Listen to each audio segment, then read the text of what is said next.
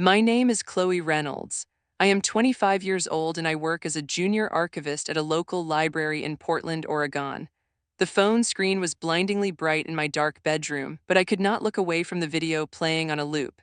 It was a video of me, writhing on the sterile tile floor of a hospital hallway, my eyes rolled back, my body locking up in a way that looked terrifying and ugly.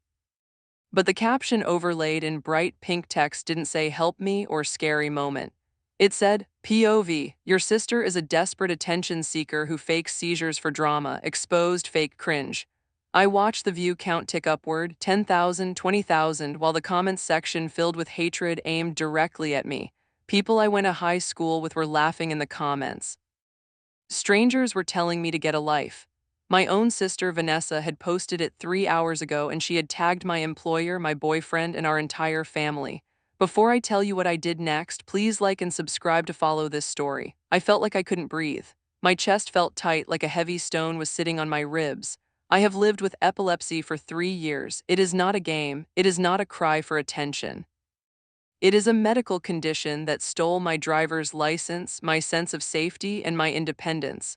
And now my older sister was using it to destroy my reputation. I dropped my phone on the duvet. My hands were shaking so badly I couldn't hold it anymore. I walked to the bathroom and splashed cold water on my face. I looked in the mirror. My eyes were red and puffy. I looked exhausted. I didn't look like an actress. I looked like a patient. My phone buzzed again. It was a text from my mother. I felt a spark of hope. Surely Mom would see this and be furious. She would tell Vanessa to take it down. I unlocked the screen. The text read, Chloe, really? I thought we talked about you making scenes in public. Vanessa is very upset that you embarrassed her at the hospital. You need to apologize. I stared at the words, the room seemed to spin, apologize, I had a seizure, I had a medical emergency, and somehow I was the villain. I need to explain how we got here. Vanessa is 3 years older than me. She has always been the star of the family. She is tall, blonde, and naturally charismatic. She was the prom queen, the valedictorian, and now she is an aspiring lifestyle influencer.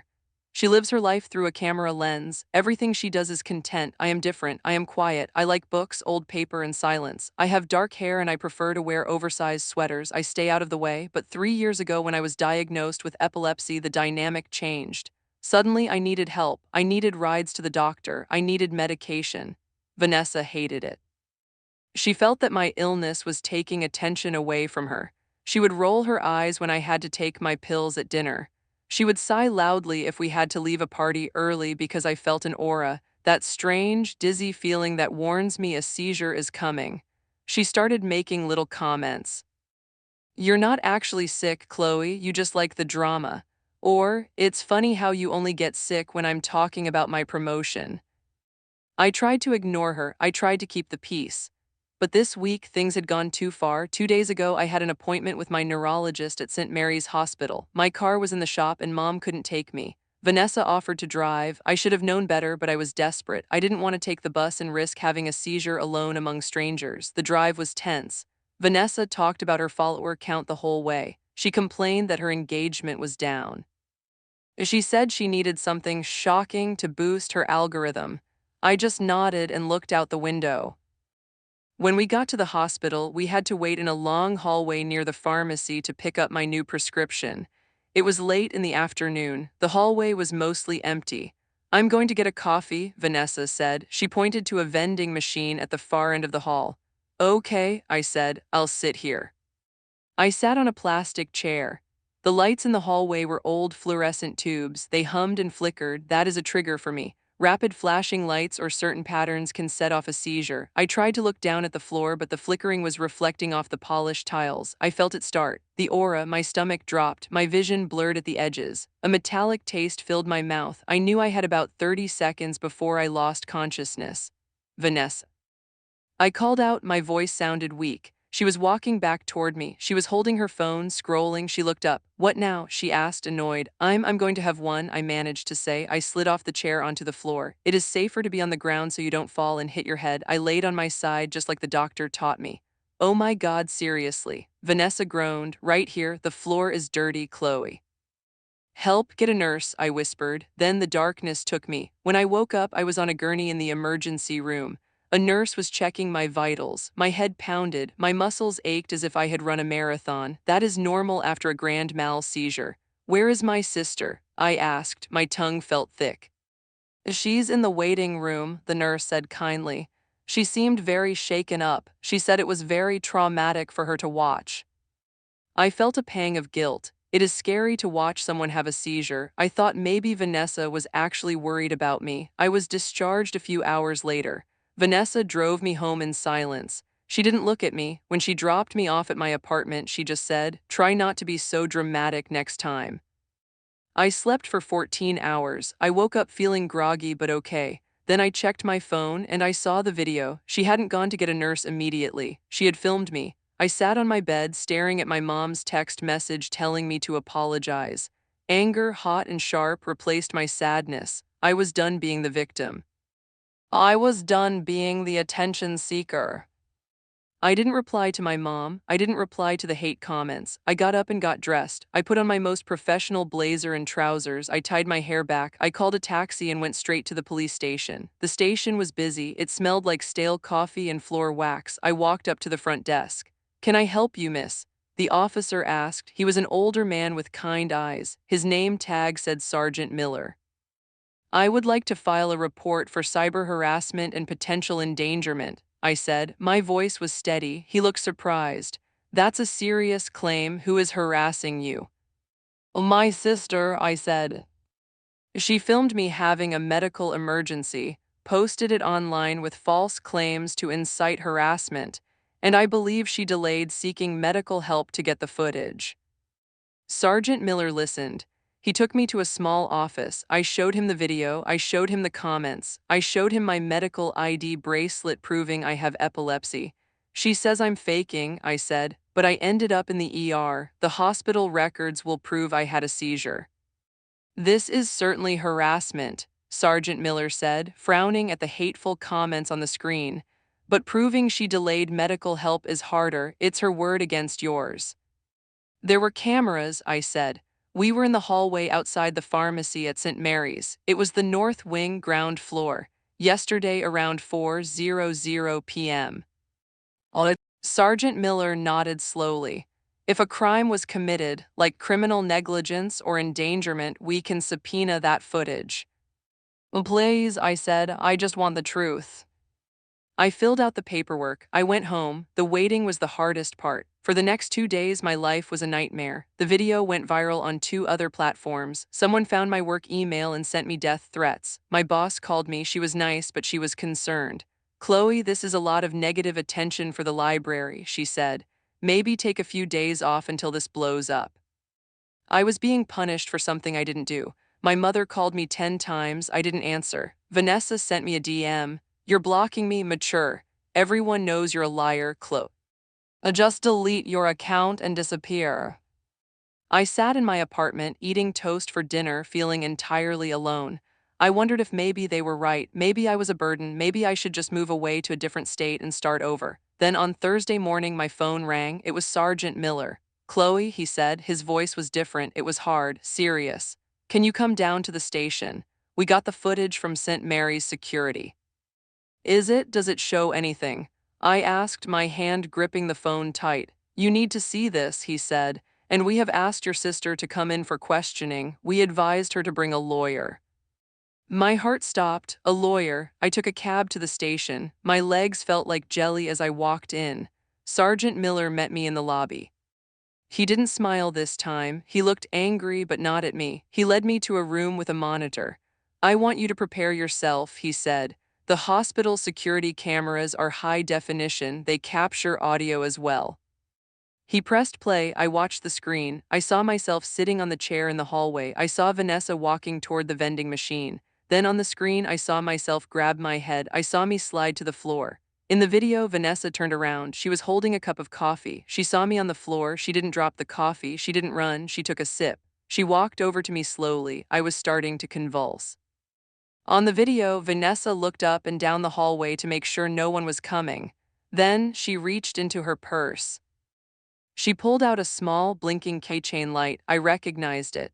It was a strobe light she used for rave parties. My hand flew to my mouth. On the screen, Vanessa leaned over me. She clicked the strobe light on. She held it right in front of my flickering eyes. "That should make it look better," she muttered. The audio was crisp. She held the light there for 10 seconds, intensifying my seizure. Then she put the light away. She pulled out her phone. She spent a moment fixing her hair in the reflection of the window. She adjusted her shirt to look disheveled. Then she hit record on her phone. "Oh my God, Chloe, help, somebody help." She screamed. Her voice on the recording sounded terrified, but her face on the security camera was blank, bored even. She filmed for 45 seconds. I was shaking violently on the floor. She stepped over my body to get a better angle of my face. She zoomed in. Only after she stopped recording did she actually yell loudly enough for a nurse down the hall to hear. Sergeant Miller paused the video. The room was silent. I felt cold. I felt sick. "She didn't just delay help," Sergeant Miller said. "She triggered it, or at least she made it worse on purpose with that light. And she waited. That is assault. That is reckless endangerment." I couldn't speak. My own sister. She wanted the content so badly that she tortured me. "Where is she?" I whispered. "She's in interrogation room B," Miller said. "She came in acting very arrogant. She told us we were wasting her time. She hasn't seen this footage yet." "Does she know I'm here?" "No," Miller said. "Do you want to press charges, Chloe? This is a felony." I thought about my mom telling me to apologize. I thought about the thousands of people calling me a fake. I thought about the risk to my brain every time I have a seizure. "Yes," I said. "I want to press charges." Sergeant Miller nodded. "Good. We also called your parents. They are in the observation room. We wanted them to see why we are arresting their daughter." I followed Sergeant Miller to the observation room. It was a dark room behind a one-way mirror looking into interrogation room B. My parents were there. My mom looked furious. My dad looked confused. "Chloe," my mom hissed when I walked in. "What have you done? The police dragged Vanessa down here like a criminal. You need to tell them to stop this nonsense immediately." "Watch the screen, Mom," I said softly. Sergeant Miller walked into the interrogation room on the other side of the glass. Vanessa was sitting there looking annoyed. She was checking her nails. "Am I free to go?" Vanessa asked. "My sister is a drama queen. She's wasting your resources." "We have video evidence from the hospital," Miller said. "Yeah, I filmed it," Vanessa scoffed, "to show everyone how fake she is." "No," Miller said, "not your video, the hospital's security video." Vanessa froze, her hand stopped moving. Her face went pale. Miller played the tape on a laptop in front of her. My parents watched through the glass. They saw Vanessa drink her coffee while I seized. They saw her use the strobe light. They saw her fix her hair before screaming for help. My mother made a sound I will never forget. It was a gasp that turned into a sob. She put her hand over her mouth. She staggered back and sat heavily on a chair. "No," my mom whispered. She hurt her. She did it on purpose." My dad stood up. His face was red. He looked at the glass, staring at Vanessa. "She could have killed her," he said. His voice was shaking. "Epilepsy can be fatal. She could have killed Chloe." In the interrogation room, Vanessa started crying, but it wasn't fake crying this time. "I just wanted views." She sobbed. "I needed a viral moment. Chloe is fine. She's used to it." "You are under arrest for aggravated assault and reckless endangerment," Sergeant Miller said. He cuffed her hands behind her back. I looked at my mother. She was weeping, her head in her hands. She looked up at me. Her eyes were full of shame. "Chloe," she said, "I'm so sorry. I didn't know. I always believed her. I'm so sorry." I looked at her, and for the first time in my life, I didn't feel the need to comfort her. I didn't feel small. "You believed her because it was easier," I said, "but the truth isn't easy." I walked out of the observation room. The next few weeks were a whirlwind. The police released a statement clearing my name, citing the investigation. The local news picked up the story, not the story Vanessa wanted, but the real one. Influencer arrested for staging sister's medical emergency. The internet turned on Vanessa fast. The hate comments on my profile stopped and were replaced by apologies. People realized they had been manipulated. Vanessa's account was banned. Vanessa is currently awaiting trial. My parents remortgaged their house to pay for a lawyer, but they are not speaking to her. The trust is broken. My dad calls me every day to check on me. My mom is in therapy trying to understand why she favored a bully for 25 years. I moved out of my apartment and into a nicer place closer to the library. I have a new neurologist who is amazing. My stress levels are down and I haven't had a seizure in 3 months. I learned something important through all of this. The camera doesn't lie, but the person holding it might. Vanessa wanted the world to look at her, and now they finally are. They see her in a mugshot, wearing an orange jumpsuit with no filter to hide the ugliness underneath. I am Chloe Reynolds. I am not an attention seeker. I am a survivor, and I am finally living my life in peace. Thank you for listening to my story. I watched the detective walk out of the room. The door makes a heavy clicking sound when it shuts, like a vault closing. Now it is just me and the table and that mirror that everyone knows is actually a window for people to spy on you. The room is super cold. I wrap my arms around myself, but my sweater is thin. It smells like the waiting room out there, kind of like bleach and old coffee. I hate it. I just want to go home, but I can't go home because home isn't safe anymore. That is the whole point. That is why I am sitting on this hard metal chair telling strangers about the worst days of my life. I look at the glass of water they gave me. The bubbles are stuck to the side of the plastic cup. I don't drink it. I just watch the bubbles pop one by one. It reminds me of the fish tank in Mr. Henderson's office. That was where it started to get really weird. Not the beginning, but the part where I knew I wasn't just imagining things. I need to tell you about that Tuesday. It was 2 weeks ago. I remember because it was pouring rain, the kind of rain that hits the roof so hard you can't hear the TV. I was at the house waiting for Jamie to finish his chores so we could walk to the arcade. His parents were out at some fancy dinner thing. They were always at dinners. They left us pizza money on the counter, a crisp $20 bill that looked like it had just been printed. We were in the living room. It's huge with these velvet curtains that always smell dusty no matter how much the cleaning lady comes. Jamie was acting strange. He was pacing back and forth on the rug. The rug has this pattern of vines and flowers, and he was walking exactly on the vines like he was trying not to fall into lava. He stopped and looked at me. His face was pale. Not sick pale, but scared pale, like he had seen a ghost or failed a math test. I asked him what was wrong. I said, Jamie, you are making me dizzy, just sit down. He didn't sit. He walked over to the grandfather clock in the hallway. That clock is ancient. It ticks so loudly you can hear it from the kitchen. Tick tock, tick tock. It's a slow, heavy sound like a heartbeat that is way too calm. Jamie put his hand on the glass front of the clock. He told me he heard them talking the night before. His parents. He said they were in the study and they thought he was asleep. He said they were talking about a date, not a date like a movie and dinner, but a date on the calendar. October 31st. Halloween. I laughed at him. I literally laughed. I said, so what? Maybe they are throwing a party. Your parents love parties. They love showing off their creepy old house to all the neighbors. Jamie shook his head. He said it wasn't like that. He said his dad sounded angry, and his mom was crying. He said he heard my name. That made my stomach drop. You know that feeling when you miss a step on the stairs? It felt like that. Why would Jamie's parents be talking about me in the middle of the night? I am just the neighbor kid. I come over to play video games and eat their snacks. I am not important enough to argue about at midnight. Jamie said he wanted to show me something. He grabbed my wrist. His hand was cold and clammy. He pulled me toward the study. I didn't want to go in there. We are strictly forbidden from the study. It is the one rule in the house that you do not break. Jamie's dad, Mr. Blackwood, is scary about his privacy. He has this look he gives you over his glasses that makes you feel like you are 2 inches tall. If he caught us in there, we would be dead meat. But Jamie wouldn't let go. He dragged me down the hallway. The floorboards creaked. I swear this house tries to get you in trouble. Every step sounded like a gunshot in the quiet house. The rain was hammering against the windows, which helped cover the noise a little bit, but I was still terrified. We got to the double doors of the study. They are made of dark wood, super heavy. Jamie pushed one open. It groaned. I held my breath. The room smelled like pipe tobacco and old paper. It was dark except for the lightning flashing outside. Jamie fumbled for the lamp on the desk. He turned it on and the room filled with this yellow, sickly light. Look, he whispered. He pointed to the desk. The desk was a mess.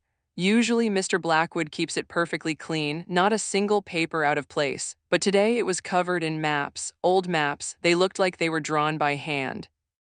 The edges were burnt and crumbling. I walked over, trying to be as quiet as a ninja. I looked at the maps. They were of our town, but they looked different. The street names were wrong, and there were red circles drawn all over them. One of the red circles was around my house. I felt a chill go up my spine. Why was my house circled? Jamie started shuffling through the papers. He was looking for something specific. His hands were shaking so bad he almost knocked over a cup of pens. He pulled out a leather notebook. It was black and worn out. He opened it to the last page that had writing on it. "Read this," he said. His voice cracked. I leaned in. The handwriting was jagged and spiky. It was hard to read. It said, "The vessel is almost ready. The transition must happen on the 31st. If the girl is not prepared, the cycle breaks." The girl, I looked at Jamie. "Is he talking about me?" I whispered. Jamie nodded. His eyes were wide and watery. "Who else would it be? You are the only girl who comes here. You are the only one who fits the description." "What description?" I asked. I was starting to panic. My heart was thumping against my ribs. Jamie flipped back a few pages. There was a drawing. It was a sketch of a girl. She had long hair like mine. She had the same nose. She was wearing a necklace that looked exactly like the one my grandmother gave me for my birthday, the one I was wearing right then. I grabbed the necklace. It felt hot against my skin suddenly. I wanted to rip it off, but I couldn't move. I just stared at the drawing. Underneath the picture, it said, "Subject 4, perfect match." I felt like I was going to throw up. This had to be a joke, a sick, twisted joke. Maybe Jamie drew it. Maybe he was trying to scare me, but Jamie looked like he was about to pass out. He wasn't acting. He was my best friend. I knew when he was lying. He was terrified. "We need to leave," I said. My voice sounded tiny in the big room. "We need to go right now." Jamie nodded. He went to close the notebook. Then we heard it. The front door opened. We both froze. The sound of the heavy front door unlocking and swinging open echoed through the hallway. The wind from outside rushed in, and for a second, the whole house seemed to breathe. Then the door slammed shut. "They're home," Jamie whispered. He looked like he was going to cry. "They aren't supposed to be home for hours." We heard footsteps, heavy boots on the hardwood floor, click clack, and voices, Mr. Blackwood's deep, rumbly voice and Mrs. Blackwood's sharp, high heels clicking behind him. They were heading toward the study. "Hide," Jamie hissed. There was nowhere to go. The room was just walls of books and the big desk. There was a closet in the corner, but it was all the way across the room. We would never make it without being seen if the door opened.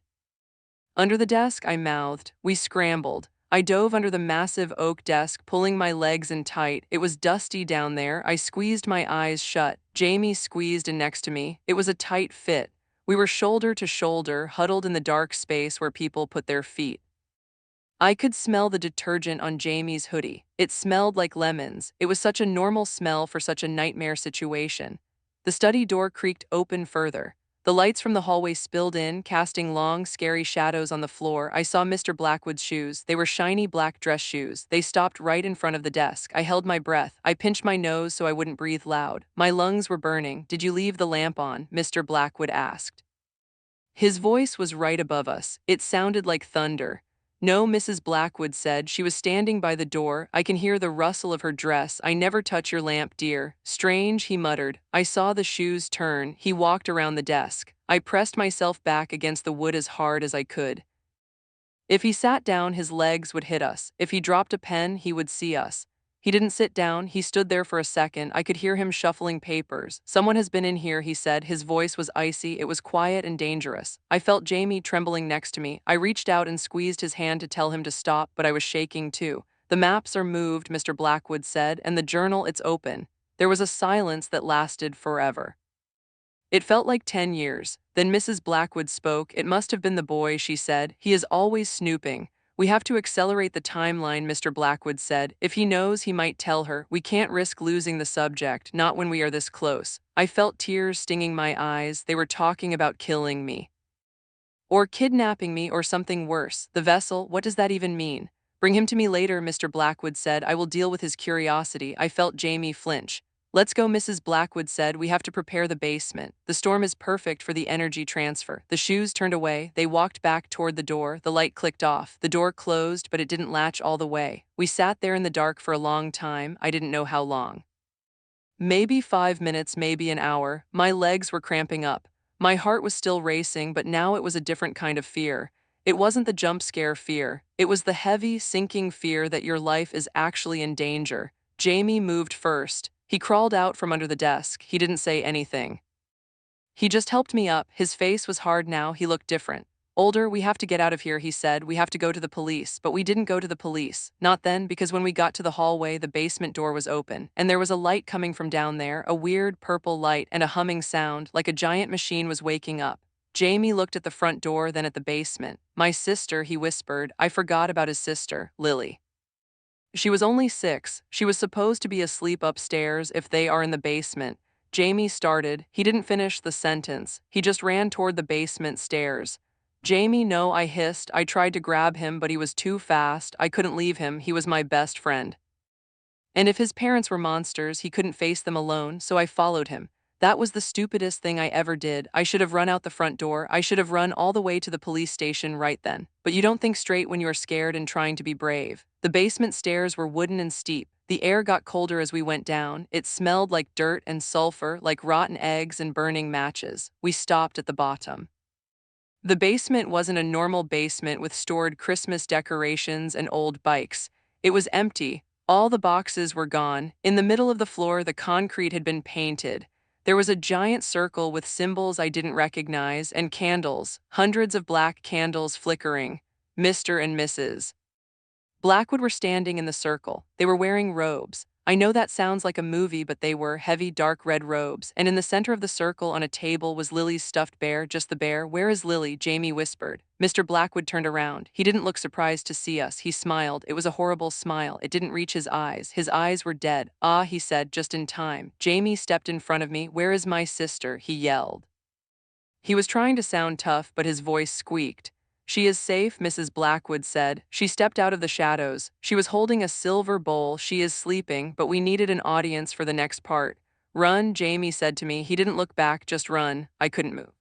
My feet felt like they were glued to the floor. Mr. Blackwood raised his hand. He pointed a finger at me. "Don't let her leave," he said. The door at the top of the stairs slammed shut. I heard the lock click. We were trapped. That was when the humming got louder. The purple light flared up. I covered my ears. It was so high-pitched it hurt my teeth. Jamie charged at his dad. He just ran at him, swinging his fists. But Mr. Blackwood barely moved. He just waved his hand and Jamie flew backward.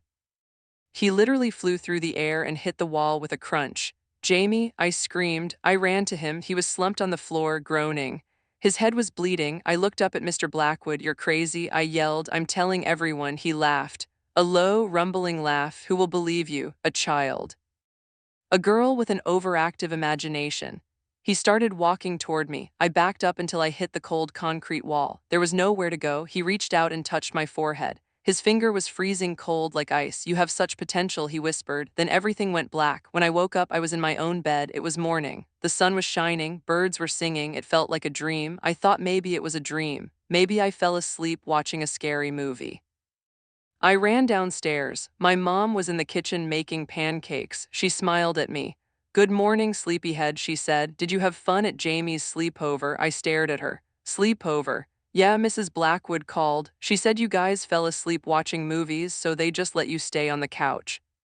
Jamie walked you home this morning before you woke up. He left you on the porch swing wrapped in a blanket. Your dad carried you up." My head was spinning. That wasn't what happened. I remembered the basement. I remembered the blood on Jamie's head. "I have to see Jamie," I said. I ran out of the house without even putting shoes on. I ran across the lawn to Jamie's house. His car was in the driveway. The house looked normal. The curtains were open. I banged on the door. Bam, bam, bam. Mrs. Blackwood opened it. She was wearing a floral apron. She looked like the perfect TV mom. She smelled like cinnamon rolls. "Oh, hello, dear," she said. She smiled, but her eyes were the same as last night. "Cold, dead. Where is Jamie?" I asked. I was panting. "Jamie." She tilted her head. "Jamie isn't feeling well today. He has a flu. He is resting. I need to see him," I said. I tried to push past her. She blocked the doorway. She was stronger than she looked. Her hand gripped my shoulder. It hurt. "He needs his rest," she said. Her voice was sweet, but her grip was like a vice. "You should go home and rest too. You look confused." I pulled away from her. I looked up at Jamie's bedroom window. The blinds were closed, but I saw them move just a little bit. Like someone was peeking out. "Jamie." I screamed at the window. "Jamie." Mrs. Blackwood slammed the door in my face. I stood there on the porch, barefoot, shivering. I knew something was wrong. They had done something to him. And they had done something to me, too. I just didn't know what yet. I went home and told my mom everything. I told her about the study, the map, the basement, the robes. She looked at me like I was crazy. She felt my forehead. Honey, you don't have a fever, she said, but that is a very wild story. Did you and Jamie watch a horror movie? She didn't believe me. Nobody believed me. That was 2 weeks ago. Since then, I haven't seen Jamie at school. They say he has mono, but I see him in the window sometimes. He just stands there. He doesn't wave. He just stares, and weird things are happening to me. Like yesterday, I was in math class. I was stressed about a quiz. My pencil snapped in my hand, but I didn't break it. It just shattered like it exploded, and the lights in the classroom flickered. Everyone looked around, but nobody looked at me. And the nightmares, every night I dream about the purple light and the voice. The vessel is almost ready. That is why I came here today. That is why I ran away from school and came to the police station. Because today is October 30th. Tomorrow is Halloween. Tomorrow is the date in the book. I hear the door handle turn. I jump. My heart starts racing again. The detective comes back in. He has a coffee cup in his hand. He looks tired. He sits down across from me. Okay, he says. He sighs. I made some calls. Did you go to the house? I ask. Did you check the basement? He rubs his eyes. We called the Blackwoods. They seem very concerned about you. They said you have been acting out lately. Telling stories? No, I slam my hand on the table. It makes a loud bang. The water in the cup ripples. They are lying. You have to check the basement. The detective leans forward. Look, kid, we can't just raid people's houses because of a story about wizards and magic circles. We need proof, real proof. I have proof. I reach into my pocket. My hands are shaking. I pull out a piece of paper. It is crumpled and damp from my sweaty palms. I didn't tell you this part before. When we were in the study before we hid, I took something. When Jamie was looking at the notebook, I grabbed a piece of paper from the desk. I shoved it in my pocket. I forgot about it until this morning. I unfold the paper on the metal table. It is small. It looks like a receipt, but on the back there is a list of names. Look, I say. I point to the names. There are 5 names. 4 of them are crossed out with thick black ink. The names are kids who went missing in this town over the last 10 years. Everyone knows about them. The newspapers said they ran away, and the 5th name is mine. It isn't crossed out yet. The detective looks at the paper. He frowns. He picks it up and holds it to the light. Where did you get this? He asks. His voice is different now, less annoyed, more serious. I told you, I say. The study, Mr. Blackwood's desk. He stares at the paper for a long time. The room is silent except for the buzzing of the lights. Buzz, buzz, buzz. This is strange, he admits. Then the phone on the wall rings. It is a loud, shrill ring that makes me jump out of my skin. The detective stands up. He walks over to the phone and picks it up. Detective Miller, he says. He listens. He doesn't say anything for a minute. He just listens. I watch his face. His expression changes. He looks confused. Then he looks worried. Yeah, he says. She is here right now. He looks at me. I feel like shrinking into the chair. Okay, he says into the phone. I understand. I'll keep her here. He hangs up the phone slowly. He turns to me. Who was that? I ask. My voice is barely a whisper. He doesn't answer right away. He walks back to the table. He puts his hands on the metal surface. That was the station chief, he says, and he says your parents are here to pick you up. My parents. I feel a wave of relief. Oh, thank God, I can show them the list. I can make them believe me. But then the detective says something else. And the Blackwoods are with them. They said they want to help clear everything up. They brought your friend Jamie too, to prove he is okay. No, the word gets stuck in my throat. No, I scream, you can't let them in. They are in the lobby, the detective says. He looks at the door, he looks unsure. Look, if Jamie is fine, then maybe you just misunderstood what you saw. He isn't fine. He is one of them now, or he is brainwashed. You can't let them take me. I stand up. The chair scrapes loudly against the floor. I back away from the table. Please, I beg him, look at the list, look at the names. The detective looks at the paper again, then he looks at the door. He is torn, I can see it. He is a grown-up and grown-ups like logic. They don't like stories about magic basements. But the list is real. The names are real. I hear voices in the hallway, loud voices, my mom's voice and Mr. Blackwood's voice. It sounds smooth and calm. I look around the room. There is no other door, just the mirror. The handle on the door starts to turn. Don't open it. I yell. The detective puts his hand on his gun belt, not pulling it, just resting it there. He looks at me. Stay calm, he says. The door opens. It isn't my mom who walks in first. It is Jamie. He is wearing a nice sweater. His hair is combed perfectly. He looks clean and healthy. He doesn't look like the boy who was bleeding on the basement floor. He looks at me and he smiles, but it isn't Jamie's smile. Jamie has a crooked tooth in the front. This boy's teeth are perfect. Hi, he says. His voice is flat. We were so worried about you. I back up until I hit the mirror. I can feel the cold glass through my shirt. You're not Jamie, I whisper. Mr. Blackwood steps in behind him. He is wearing a suit. He looks like a lawyer or a banker. He looks so normal. He sees me and nods. There she is, he says to the detective. Thank you for keeping her safe. She has been having episodes. He looks at the paper on the table, the list. Ah, he says, I see she found my old grocery list. It's not a grocery list, I scream, it's a list of victims. Mr. Blackwood laughs, it's a polite adult laugh. Victims, oh dear, those are names of clients I consult for. I am an investment banker detective. Sometimes deals don't work out, we cross them off. The detective looks at Mr. Blackwood. He looks at the paper. Us look like just a scrap of paper. Without the context, it's just names. He looks at me. I can see the doubt in his eyes. He thinks I am crazy. He thinks I am just a dramatic teenager. Come on, sweetie, my mom says. She walks in. She looks tired and embarrassed. Let's go home. You are causing a scene. Mom, please, I say. Tears are running down my face now. Look at Jamie. Look at his teeth. My mom looks at Jamie. Jamie smiles at her. He looks fine to me, she says. Stop making things up. I look at Jamie again. He winks at me, just one eye, a slow, mechanical wink. I am trapped. If I go with them, I am dead. Tonight is the 30th, tomorrow is the ritual. I look at the detective one last time. Please, I say, keep the paper, just keep the paper. He hesitates. Then he slides the paper into his pocket. Okay, he says, I'll hold on to it. Mr. Blackwood's eyes narrow, just for a second, a flash of anger, but then it's gone. Fine, he says, let's get you home. I walk out of the room, my legs feel like jelly. Jamie walks next to me. He leans in close so only I can hear. You shouldn't have shown him the list, he whispers. Now we have to cross him off too. I shudder. I try to pull away, but my mom grabs my arm. We walk through the police station lobby. It is bright and busy. Phones are ringing, people are typing. It feels so safe, but I am leaving it. I am walking right back into the danger. We get to the parking lot, the sun is setting. The sky is turning purple, the same purple as the light in the basement. We get into the car. I am in the back seat with Jamie. My parents are in the front. Mr. and Mrs. Blackwood are in their own car behind us, following us. The car starts, the engine hums, so Jamie says loud enough for my parents to hear. Are you excited for Halloween tomorrow? I look out the window. The trees are blurring by. They look like skeletons reaching for the car. I don't answer. I am thinking about the detective. I am thinking about the paper in his pocket. I am thinking about the lock on the study door. I need a plan. I have until tomorrow night. I look at Jamie's hand resting on the seat between us. His fingernails are black, not painted black, but like the skin underneath is rotting. I feel sick. We pull into the driveway. The house looms over us. It looks bigger than usual. The windows look like eyes watching me arrive. Home sweet home, Jamie says. I open the car door and step out. The air smells like burning leaves. I have to survive tonight. I have to find a way to break the cycle. I look at my house, then I look at the Blackwood house next door. The study window is dark, but as I watch, a light flicks on. Someone is in there, but Mr. and Mrs. Blackwood are in the car behind us. And Jamie is standing next to me, so who is in the study? I squint. I see a silhouette in the window. It is small. It looks like a child. It's holding a bear. Lily, my breath catches in my throat. Lily is alive. She is in the house. If Lily is alive, maybe I can save her. Maybe she knows how to stop them. I look at Jamie. He hasn't noticed the window.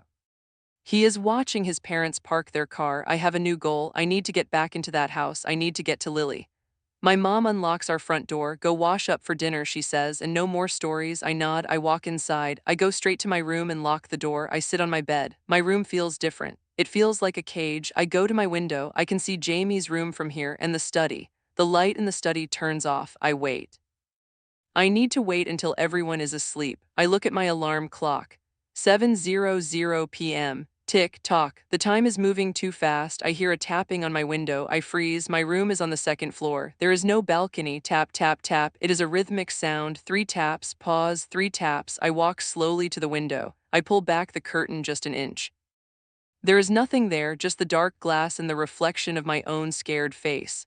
Then a hand slams against the glass from the outside. I scream and jump back. It was a gray hand, long fingers, then it slides down the glass and disappears. I run to the door. I want to run to my parents, but I stop. They won't believe me. They will just think I am having another episode.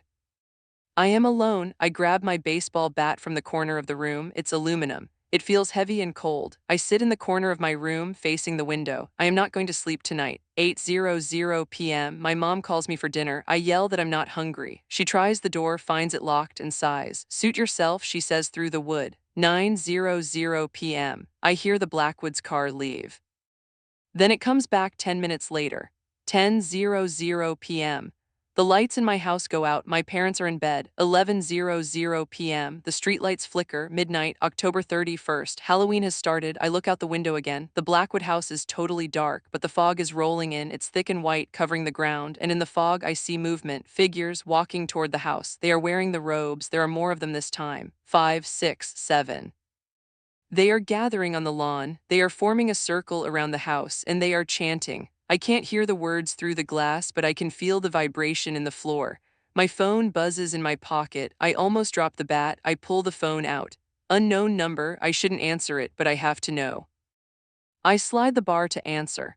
I put the phone to my ear. I don't say anything. I hear breathing, ragged, wet breathing, then a voice. It sounds like static. The cycle begins. Subject 4, don't be late. The call ends. I look at the phone, then I look at the window. One of the robed figures is looking up, right at my window. It raises a hand and points at me. I can't stay here. They are coming for me. I need to get to Lily. She is the key. If I can get her out, maybe the ritual fails. I open my window. The cold air rushes in. It freezes the sweat on my face. There is a trellis with ivy on the side of the house. I can climb down if I am quiet. I stick the bat through my belt loop. I climb out onto the sill. The wind is howling now. It sounds like voices screaming. I grab the ivy. It is slippery from the rain. I start to climb down, one foot, then the other. I am halfway down when a hand grabs my ankle. I look down, it's Jamie. He is climbing up. He looks up at me. His eyes are glowing purple, going somewhere, he asks. I kick him as hard as I can in the face. He doesn't even flinch. He just grins. I let go of the ivy. I fall. I hit the bushes below with a crash. Branches scratch my face. I roll onto the grass. I scramble up. My ankle hurts, but I can run. I run toward the Blackwood house. I dodge the robed figures. They are slow. They move like zombies. I reach the back door. It is locked. I smash the glass pane with my elbow. It hurts, but I don't care. I reach in and unlock it. I am inside. The house is quiet again. The ticking clock is gone.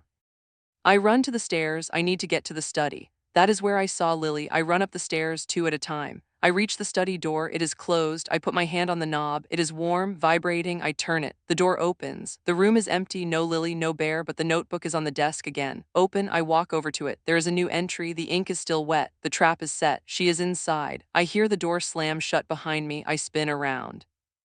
Mr. Blackwood is standing there. He is holding the silver bowl. Mrs. Blackwood is next to him. She is holding a knife. A long, curved knife with jewels on the handle, and Jamie is there too. He is holding Lily. Lily is awake, but she isn't looking at me. She is looking at the bowl. She looks hungry. Welcome to the party, Mr. Blackwood says. He starts to walk toward me. I back up against the desk. My hand brushes against something metal. The letter opener, it is sharp. I grab it behind my back. I am not going to be a vessel. I am not going to be a victim on a list. I grip the letter opener tight. Mr. Blackwood raises the bowl. The purple liquid inside is swirling. Drink, he says. I look at Jamie. I look at Lily. I look at the knife. I take a deep breath. The smell of sulfur is everywhere. I lun.